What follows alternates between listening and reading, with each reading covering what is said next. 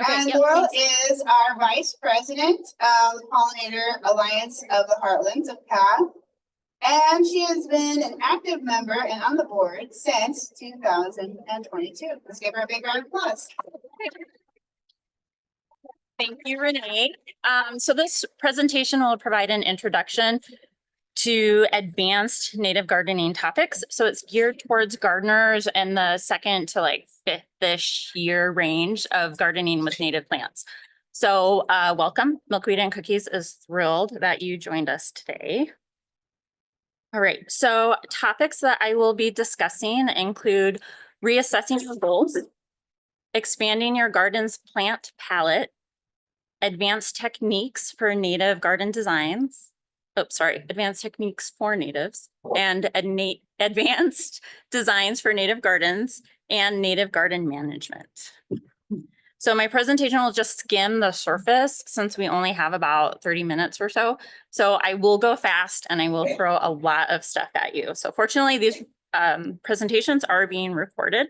Say last year you received a starter garden from Milkweed and Cookies or Nebraska Monarchs or another awesome agency or organization. So you got them in the ground, got them planted, watered, you weeded the first year. And second year now, some look great, some disappeared. So now what?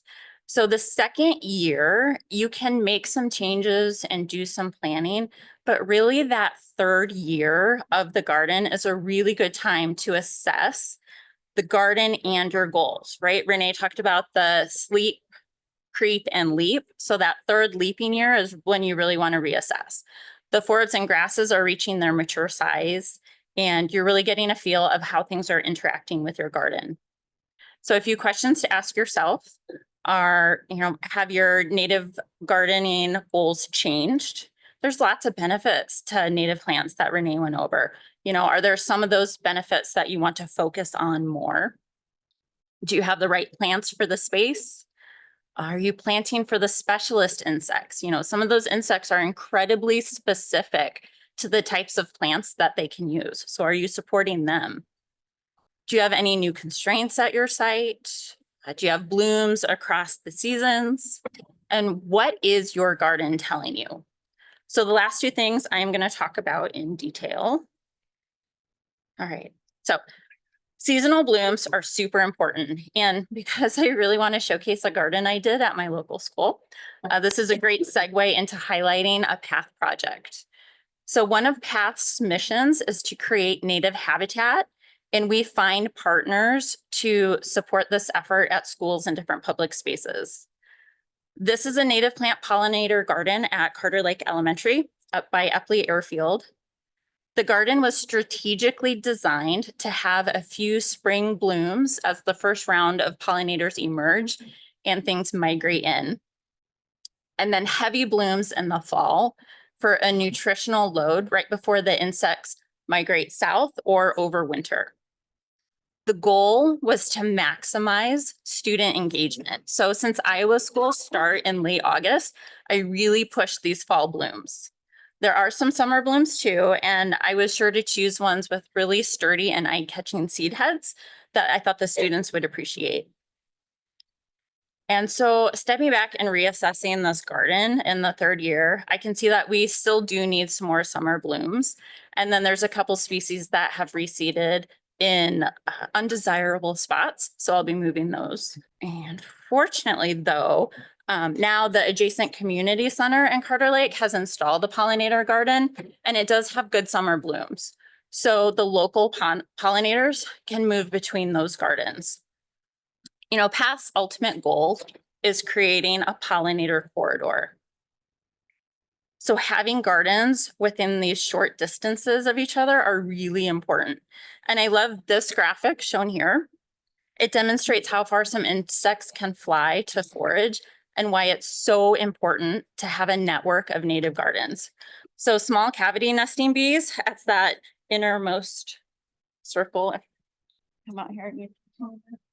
Right down here. Okay, tiny cavity nesting bees that nest inside the hollow stems that Renee was talking about. They might only fly 100 feet to forage to bring food back to their nest to feed their larvae. So having both available nesting spots and food sources all close by is super important. Listen to your garden. So it's been growing for a little bit now. You know, what species are doing well? Add more of those or ones that favor similar conditions. You know, even some of the non-native weed growth that you might get is a good indicator of what's going on in your site. You know, what species are struggling. This is an indication that conditions aren't right for those species. You know, is it too dry, too much shade? Maybe you have more clay soil than you had thought. So choose a more appropriate plant. You know, don't waste energy alternating the site conditions. Choose the right plant for that site. Or perhaps a plant just doesn't come up the second year. If a plant garden ghosts you, don't assume it died. Okay, it is infrequent, but I have had plants that are no-shows that second year, but really they are busy working on those roots underground, and then they'll shoot up within another year or two. So if you do want to replant, I would just advise you not to plant in that exact same spot as your ghost plant, just in case it is alive in there and will come up. So now you guys are all advanced gardeners now. So I encourage you to expand your plant palette. You know, choose outside the box, focus on diversity. Don't plant all the same stuff that your neighbors plant, even if they are natives. It's okay to change your mind, try new things, move stuff around. The only plants to be cautious of transplanting are the ones with those big tap roots. So orange butterfly milkweed, rattlesnake master, some of the baptisias. These don't often survive a transplant because they get damaged to that taproot. So if you can, try to leave those in place and work around them. I will touch on cultivars. I'll tell you why to stay away from the big box stores, highlight some native lookalikes, and provide resources to help you choose native plant species. Okay, so some less common species to add to your garden. I'm only going to be highlighting 5, but just know that there are so many great options out there. Figworts is first up. These have small, unbelievably productive nectar-producing flowers that are loved by insects and hummingbirds. They are very tall and graceful. So in the best year of mine, one had reached 10 feet in height. So because of the small blooms, they can look a bit weedy. It's ideal to set them in a backdrop of a garden, but they definitely will not disappoint. And don't be scared of mints. You know, they get a bad rap, but the native mints usually aren't as aggressive as the traditional edible mints. The mint family is large, and species can range in height from 2 feet up to 8 feet.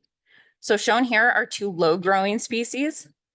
There's Bradbury bee balm. It likes full sun, and it has an adorable flower head that's straight out of Whoville. On the right is downy wood mint, and it does great in shade. Mints cater to pollen specialist bees. Cavity nesting bees will use that hollow stalk from the previous year to lay its eggs. Right, but if you are really worried about mints spreading, try them in a container. I've had some great luck with these short mints growing in pots. All right, white vervain is also an overlooked species. I assume it's due to its weedy stature. I don't know, but this plant has several tiny white flowers that are always loaded with small bees. They produce a lot of seed since they are a short-lived plant, and the seeds are vital for finches and other small birds during the winter. I use this plant as a filler plant. It gets about 4 feet-ish tall, so I'll use it amongst other plants of similar height. And it kind of like the benefit of greenery in a bouquet. It just really helps give more form and makes the other blooms in the garden really pop. So I get the added look as well as the huge wildlife benefit. All right, and my last recommendation is to include tall thistle. Native thistles are a powerhouse producer for wildlife. They are much less aggressive and have fewer and finer spines than the invasive non-native thistles. And there are some good resources out there to help you identify thistles, but really if the thistle looks scary, like it has spines all over it, it's going to be an invasive thistle and it's going to need to be eradicated. So the real telltale sign, if it is a native thistle, is the underside of the leaf is silvery, then it's a native thistle. So I didn't add a picture to my screen, but I brought my own visual aid because I'm all about that. So this is a tall thistle seedling here. They don't have any developed spines yet, and it just kind of feels like Velcro. So very unintimidating. And also, hopefully y'all can see it, but the underside of the leaf is like a white silver. So if you see that, then that's a good thistle that you'll want to keep around.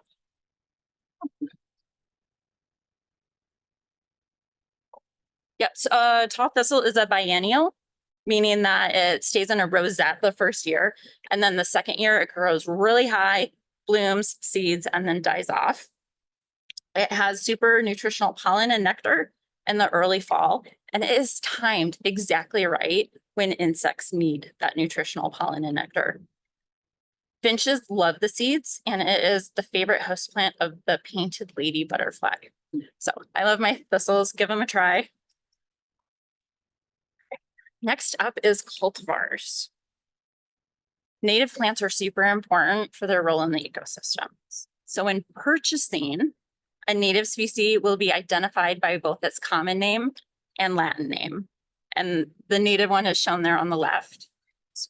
Where a cultivar is a plant modified by humans for a specific trait, like color, size, or shape, or whatever. Many times, the cultivars are just for show. They result in sterile flowers, and they produce no seeds. And a cultivar, as shown there on the right, it will have a fancy or like cute nursery name that's in quotations. Here, circled in red, those are the names that you really want to look for.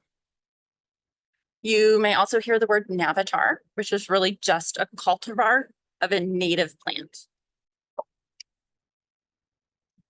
So Navitars are also bred by humans, and so they no longer reproduce naturally, and thus genetic diversity is lost. They may or may not even have pollen and nectar. So a Navitar will also be identified by its Latin name, also followed by a nursery name in quotes, identifying usually its spreaded trait. So a good rule of thumb is just to stay away from anything with name in quotations at some big stores. Yeah, so straight native plants are your best bet for the highest wildlife and ecological value. Big box stores with garden centers, they sell mostly cultivars. So not to mention that their plants can be doused with pesticides. So best just to stay away. And fortunately, we are getting several more options of native plants locally. Path partners with Midwest Native Nursery in Lincoln. They were the ones that sourced the free plants for this event.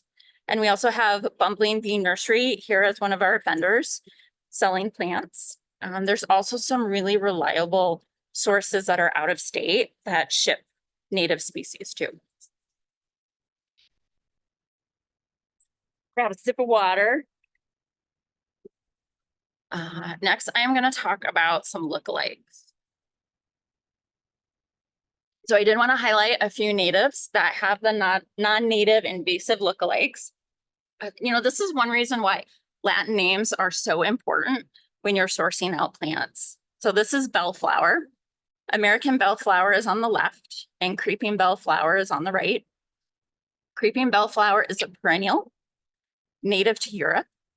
It spreads aggressively by seeds and roots, and it is displacing our native plants. American bellflower on the left, it's a non-aggressive biennial, and it only spreads by seeds. So if you see a bellflower for sale, please take a close look and ensure it is our native species. All right, another one is celandine poppy or wood poppy. Here shown on the left. It's not a true poppy, but it is native to our region. And it grows in full shade with a nice rounded form.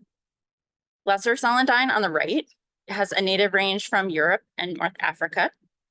It's a low growing brown cover that smothers and displaces other plants. So because of its quick, dense growth, it's becoming an ecological nightmare in wooded habitats. All right, lastly, I've got phlox, a native perennial on the left, and on the right is Dame's rocket. This is from Eurasia. Dame's rocket is a biennial that reseeds prolifically and has naturalized throughout our region. Dame's rocket blooms earlier than our native phlox, and its flowers only have 4 petals, opposed to the phlox, which have 5 petals. So up close, that's a good indicator of the differing characteristics. Now, there are many, many more examples, but this just demonstrates that there are a lot of native lookalikes, and they are problematic.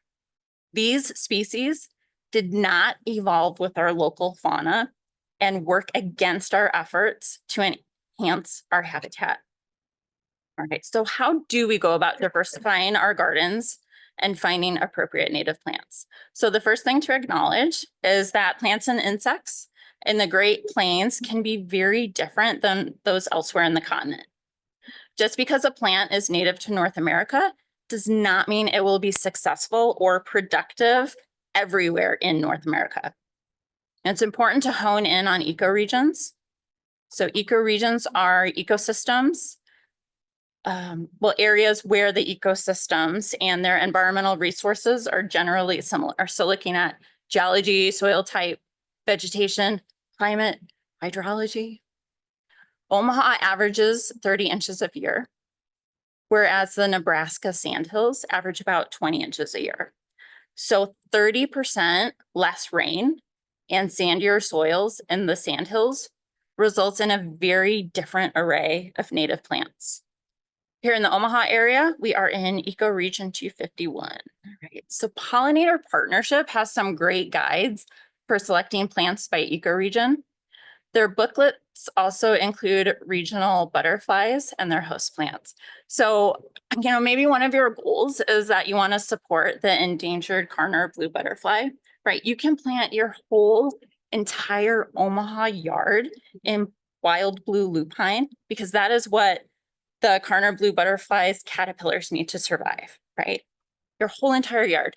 You will not get one Karner blue caterpillar. They have a very narrow range of the Great Lakes to the northeast US. Their range does not include Omaha. So it's important to know which insects you should be focusing on also.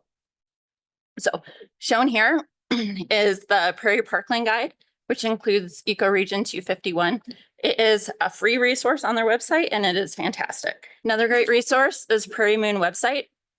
This is not an endorsement. They are not paying me to say this, but I do encourage you to go check out their website. They've got some great information on there. They've got pictures, plant info.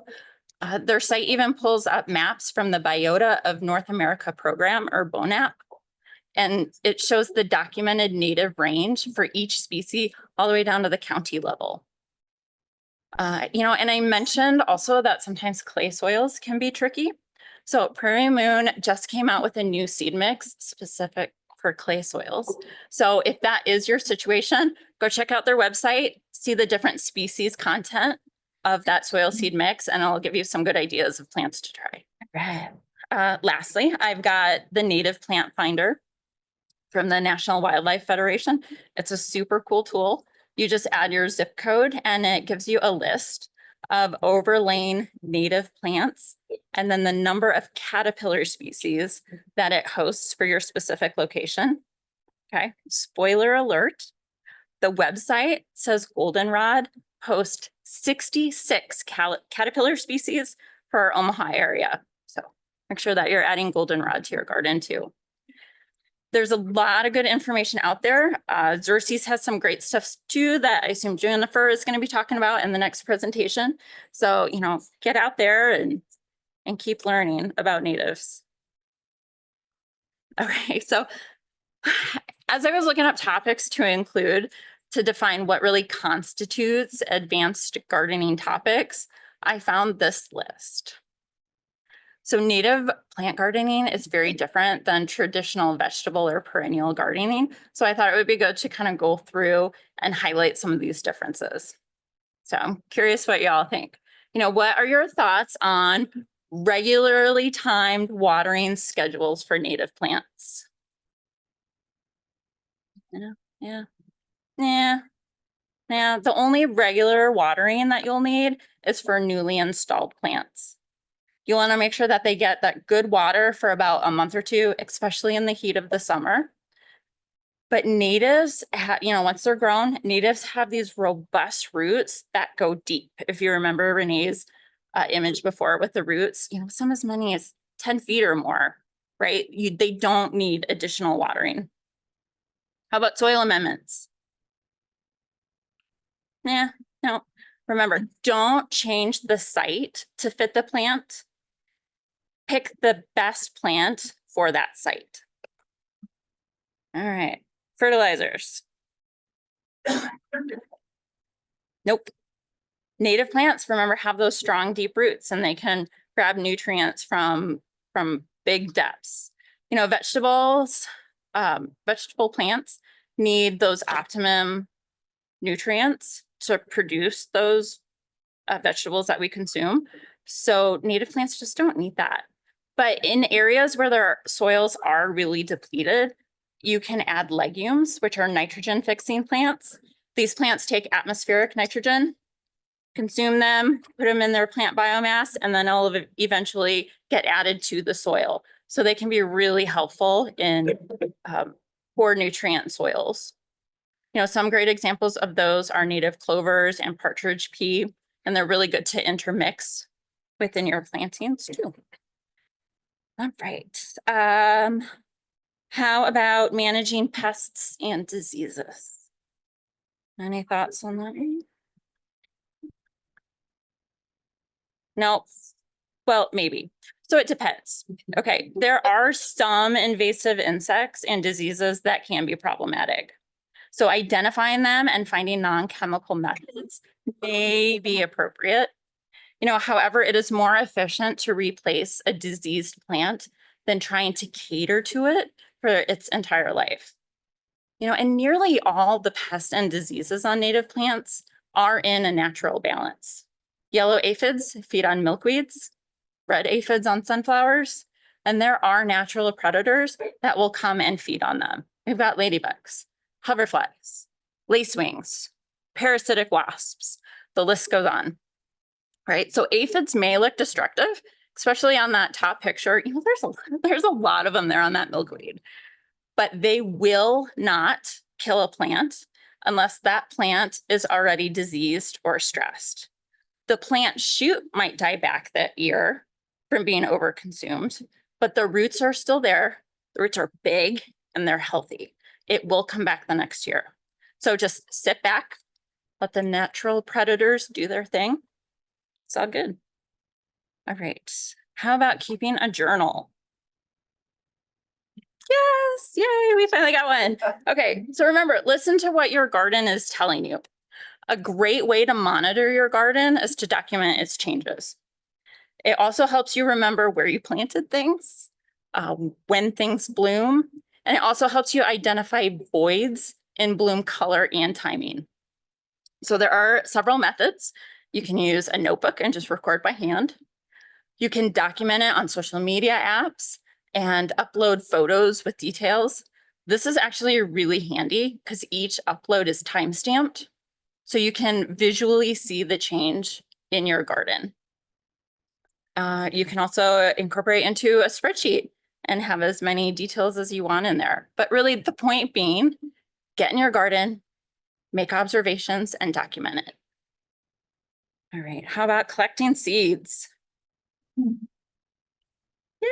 yes, collect seeds, expand your native plant garden. Rule of thumb is take 1/3 of the seeds for yourself for propagating, leave 1/3 for wildlife, and 1/3 to naturally reseed. right? So if there is a species that is an aggressive reseeder and you don't want it to spread as much, just maybe collect a little bit more. It'll be fine. So shown here, this is my haul from the Carter Lake Elementary School garden just from last week. So it is prime seed collecting time. So go out there and get your seed. And if you're interested in learning more about seed collection and propagation, be sure to stick around for Kate Coffey's presentation at 2:15. All right, how about next step is sharing plants and seeds. Absolutely. Share plants and share your knowledge of those plants. Even if you share only a couple plants, you are increasing your impact footprint for native plants and native pollinators. All right, how about design dynamics, or rather dynamic designs? Yes, definitely. Let your garden shift and move and reseed and be the best version of itself, right? We don't need to be helicopter gardeners. Nature, by its nature, is chaotic. So we should strive to be chaos gardeners, right? And foster our gardens' natural dynamics. So yes, there will be some oversight and some weeding, but really let your garden take the lead. All right, moving on to advanced native garden design. I just wanted to touch on a few things to think about as you plan enhancements in your native gardens. All right, garden mullet. Business in the front, party in the back, right? Renee talked about this too, and I've noticed a lot of native gardeners designing this way, myself included.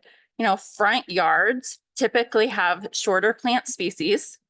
They're kept a little bit more maintained and organized, a little bit more garden art, because they are the most visible by the neighborhood and street traffic.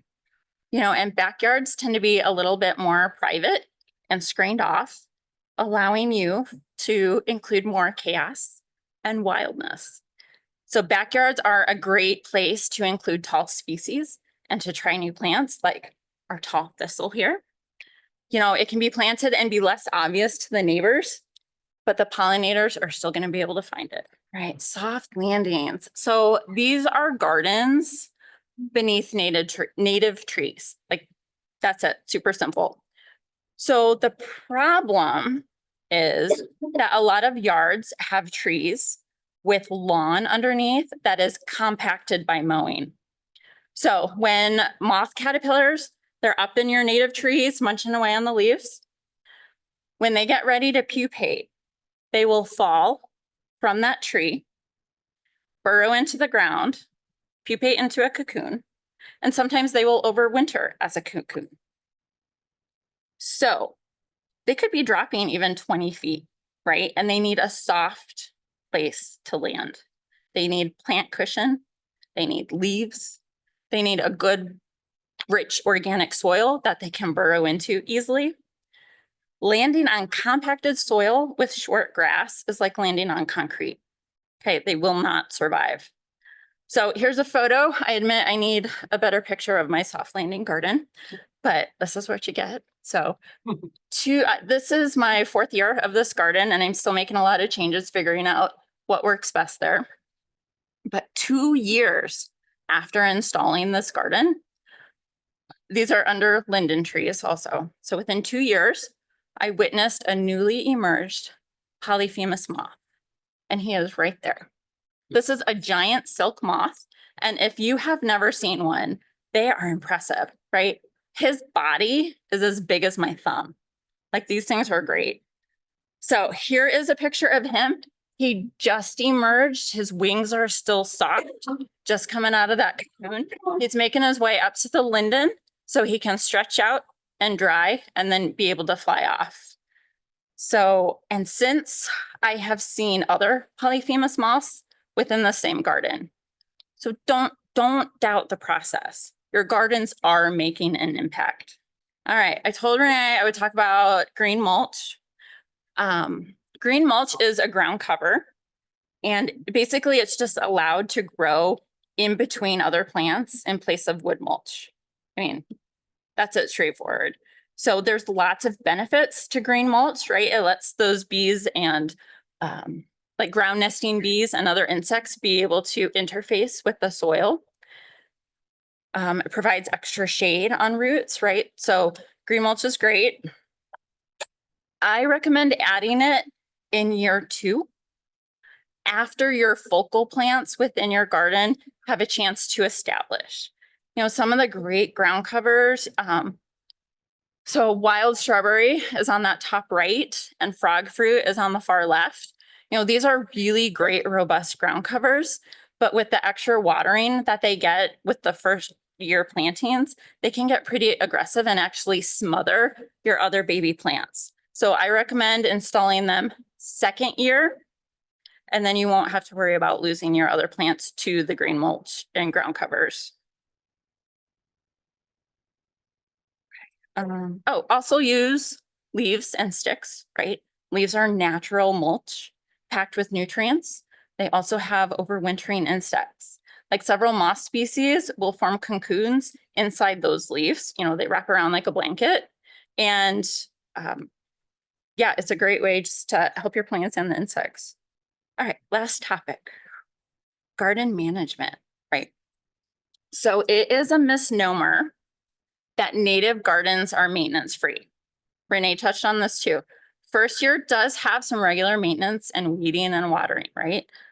And you will have to weed occasionally for the life of your garden. You'll have to remove some non-natives and even some tree seedlings will get in there. So it does take some effort. Learn to identify common yard weeds so you can get those removed. Also learn problematic invasives that are common in your area.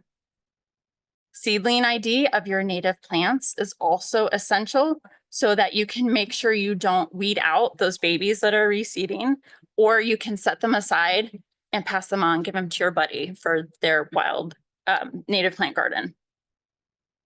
Some good plant ID apps are Seek and iNaturalist. There's a lot of others. They are not always right, so caution, but they are a good place to start for you to find out and do some research. Right, winter maintenance. Renee went over this too. I'm going to echo it again because it is very important. Don't clean up your garden in the fall, at least nothing major. I even like to add leaves to my winter garden, again, to help save and protect any insects that are using those leaves to overwinter. Don't clean up dead stalks. This exposes the plant crown to the winter conditions. Leave some of the seeds there for the birds and critters that stick around over the winter. I personally think the winter garden is gorgeous with the different colors and textures, and it really should be showcased. And then come late spring, some cleanup may be appropriate, right? So if you do want your natives to reseed, you can start moving some of that leaf thatch.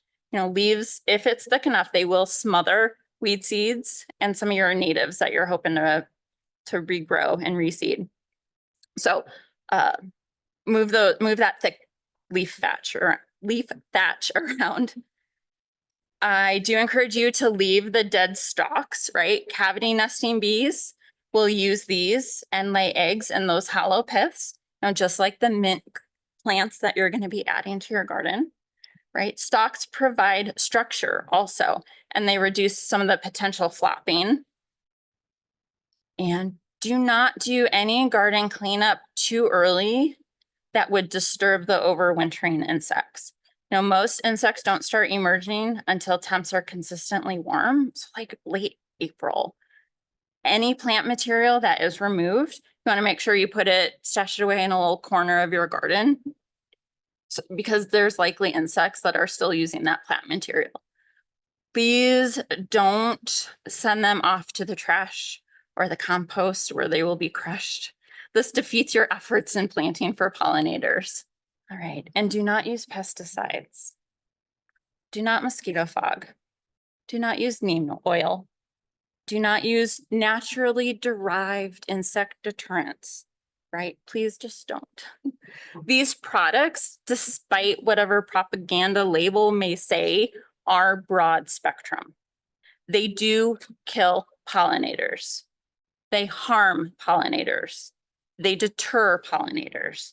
And again, they go against everything we are trying to achieve with our native plant gardens. All right, and education, it's a big piece of garden management, right? Sharing your knowledge about your garden is incredibly impactful. You know, even just posting signs, I'm gonna shout out to our past sign here, which is for sale at our booth out front. You know, even just posting signs stating the purpose of your garden helps plant a seed in someone else's mind. Yeah, and so it is so great that you all joined me today. You know, by growing your passion and supporting that path, you can make your pollinator footprint even bigger. So if you do want to get involved, have ideas for gardens, please definitely do reach out. Our email is shown here, or you can talk with some of our representatives at the PATH booth.